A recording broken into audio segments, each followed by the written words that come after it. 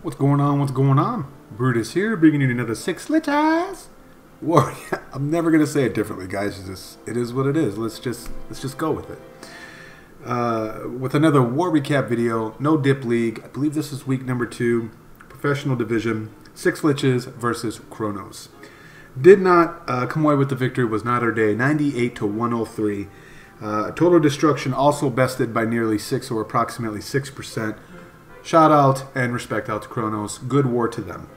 Let's take a look at what it turned out to be. Kronos just wrecked face on the 11s. They had 1 and I think 2. Yep, 2 11 on 11s.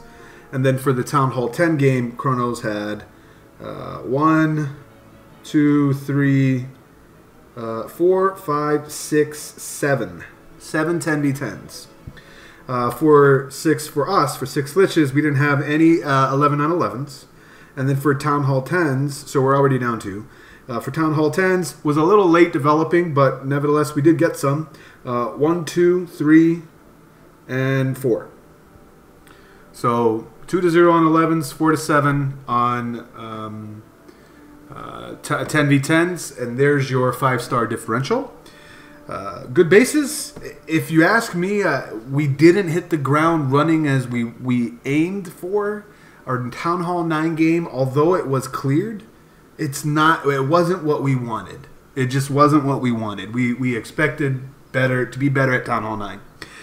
So it is what it is. Let's go to the top and let's just show those sexy 10 on 10s, man. That sweet, dirty 10 on 10 action. I must say, as we look at this, I really love the no-dip league format. I really do, because I don't have to. You don't care about 10v11 game. We don't care about dip percentage. It's just clear cut and dry. 11v11, 10v10, 9v9. You know, I love it. I love it. Anyway, as we look at a queen walk down here, so we're doing a supported queen walk bitch attack here. Obviously, it's a Hound CC. The outside queen walk bitch is probably one of my favorite bowler witch attacks to do. As you can see, if you look at the path that the queen has on the right-hand side with the archers, just to help the time as well as direction of the queen to walk around the right side, it's really helpful, and she never deals with the queen, so you maximize the value that she brings, and she will never get more than a 2-point defense at any given time the entire ring around the rosy. So I left the CC like that so you can kind of appreciate it. Double jumps gets access to both Infernal Towers, so it's very much no-brainer that that's what you want to try to do. Use the skeleton on the back end just to try to ease some pressure of the point defense coming in at him on the back end. For some reason, the BK, which you usually save for the backside Infernal, either to beat through the wall or basically take out the Infernal, decided like, nah, he wasn't having any part of that, and takes a right at Albuquerque and totally misses the Infernal Tower. So a scary moment there, but he had enough to still muster through. Again, the story of the raid really was the decision to do the outside supported queen walk on the bowler witch attack, because now the core is gutted, right? And yeah, he has to deal with the Hound at the very back here, but he still has a very healthy queen. A few archers to help distract or deflect some damage that would go to the queen after the pop. And that's all he really needs in order to catch back up. And then the healers stay up. He doesn't lose, although wounded healers still heal the exact same healing per second, so it doesn't matter. But then coming on the back end here, he does lose a healer or two because, well, air defense is hurt like hell. And then he comes to the back end. He's still got the ability in hand, and looking at how much point defense is facing him, it's really not much of a threat. There's nothing in the corners because he was so smart about the archers. And then he's going to basically mow down the rest of this base for the 3. Nice job, Cop Game Freak. Woot woot. All right, let's back out of here. Let's take a look at the next one down for Steve-O. Steve-O! Emilio! And he tipped his hat just like this. Steve-O! Love the archers on the back end. We're going to see a mass Lalo. More than likely a Sui Lalo. Short for suicide. I think it's kind of funny when people call it a Sui Lalo when I hear that on voice. I'm like, what are we like in Missouri or Arkansas? Suey! You know, the hog cry. Jake knows what I'm talking about. He's from Arkansas. Just saying. Wall breaker directly into the wizard tower was a fail. Probably could have got so much more, if you ask me. But nevertheless, what he's really aiming for is the infernal tower and the air defense. He gets the infernal tower, misses the air defense, and that's where I think if he didn't have a wall breaker fail going directly into the wizard tower, he probably would have got that air defense as well. But the hound is unpopped. He's got a goblin or two to pull it to the right side. And then just basically mass Lalos this thing. And the rage, I love that rage. If I zoom in just a little bit, love that rage that clips the queen, staying in her compartment, and then drops the max skeleton just ever so a little bit to make sure he gets that little small nook there, that overlapping of that rage. And then a haste to speed him through to the last ends here.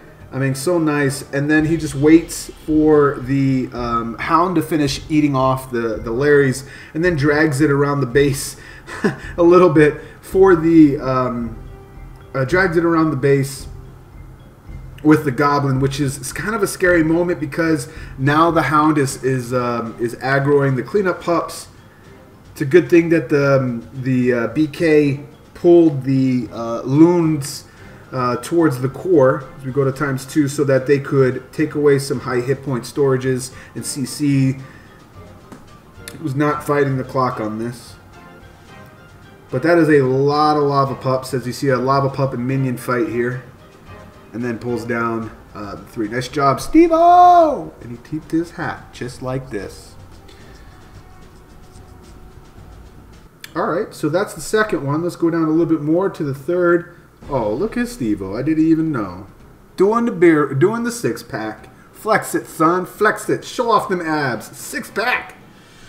Again with the Suey Lalo. Suey!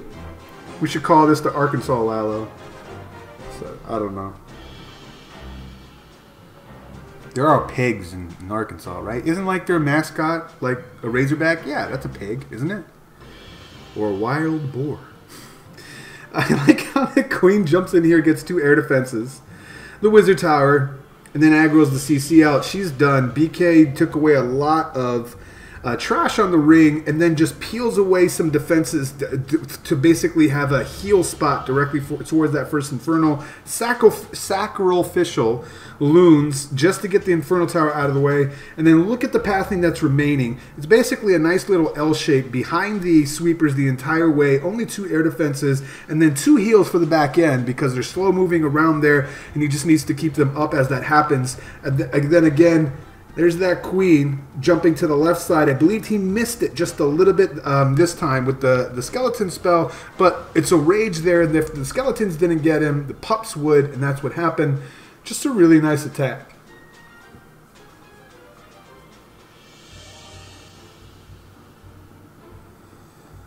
This time he brought an archer, and you can see that he dragged the archer way over there to the 12 o'clock. Unfortunately, some pups are going with him. Scary moment here. It looks like it's not going to clear, but he has so many loons lined up here.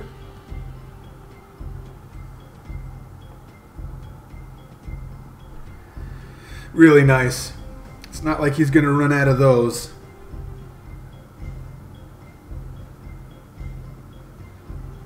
Steve-O! Nice raid, man.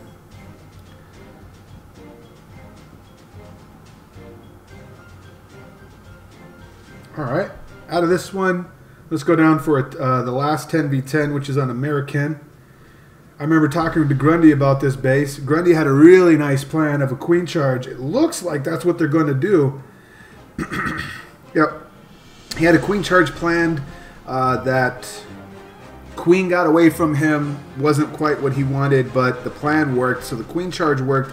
We were planning to make adjustments. And I think it was El Rio. While we're planning the base on voice, with like 5 seconds later or something, like 5 minutes later, El Rio comes in and just does a queen charge hog attack. And it's scary because the charge is gangster. This is a really nice opener.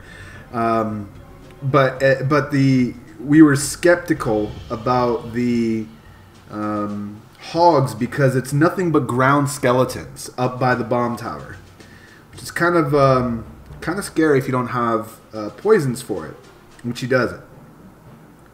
And he got close. He got like a 94% on it. So it's really hard to deviate from a plan that got so close to clearing, especially at the 10v10 game. I mean, at Town Hall 9, there's like 90 million ways to take down the Town Hall 9. Whoop. But at Town Hall 10, when you get something that's that close, especially if it's not a ball or witch attack, which is extremely hard to replicate, you got to go with it. So going with the plan of the queen charge on the right side, this is almost identical to what El Real did. Really good value with this. And then he sends in the hogs from the top side with CC hogs as well. And then the heal there. I think the first raid that... Oh, that's the difference maker. El Real did a jump to get into the bomb tower compartment and get these things over here. Looks like Andrea is going to break through the wall, rather, and then take a second heal to help sustain his hoggies, because on the El Rio attack, which I remember, he ran out of hoggies really, really, really fast right here on the back end. And the queen charge helped finish it all off. A bit like what we're watching right now. But, I mean, it's really, the story is about these freaking, these goddamn Larrys, man. They're everywhere. But there's enough defenses left over that and then he has some supporting wizards to help take away some time, and then, of course, structures. So the queen can beat through. I mean, she has time to beat through the what is that? Not a lava wall. I call them lava walls, but whatever. The Town Hall 10 wall has enough time to beat through that wall and then come around the back end, and then has access to shoot over everything remaining. And of course, to speed up time and the destruction of the remaining base, he has 2 wizards. So, nice job, man. Well, take a good plan and just change one aspect of it and bring down the 3. That's what the 10v10 plan thing is all about. So there's the 10s. Let's see if I can't get at least one Town Hall 9 in here that is fresh. Who should it be?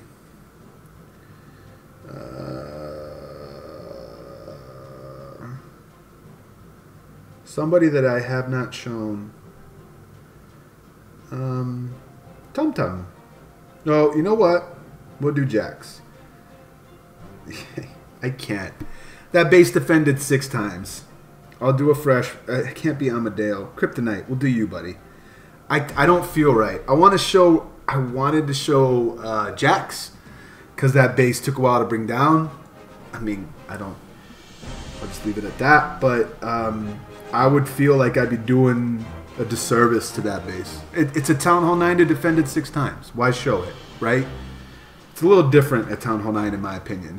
That's a rarity to have unless it's just really poor planning. No offense to anybody that's hit that base, but I know there was a ton of high 90% on that base.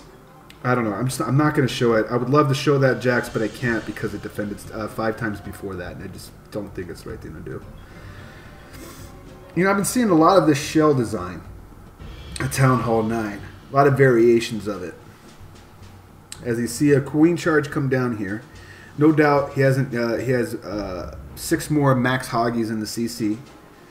I think Kryptonite. I cleaned up Kryptonite's attack that was on a similar base with a similar army, and he would have, maybe it was Ares, but I swear to God it was Kryptonite. But he basically doubled. He fat fingered the first heal, or else it would have been a beer 6-pack or a 3-star, I should say, because I'm not even sure who that was. So I haven't done recently done a whole lot of Queen Walk heavy hog armies, but definitely need to dust off my skills with them.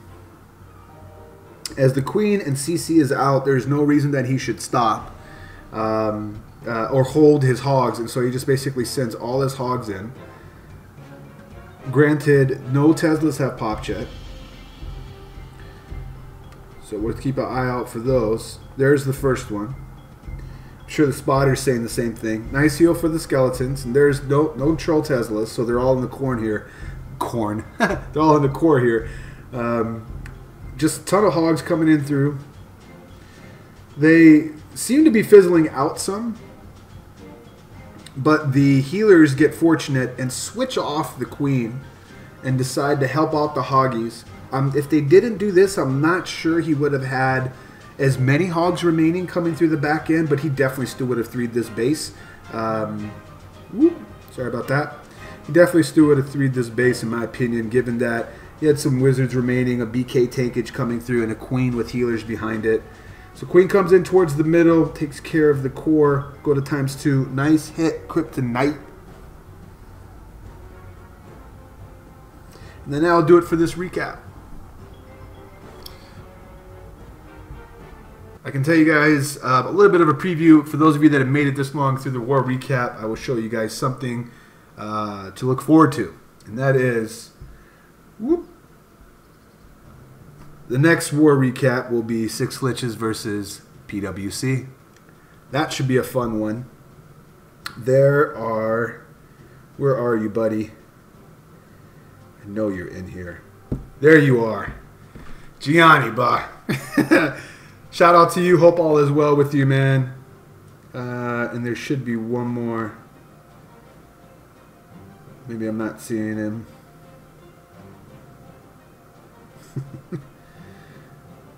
A lot of well-known names, but I'm looking forward to this war.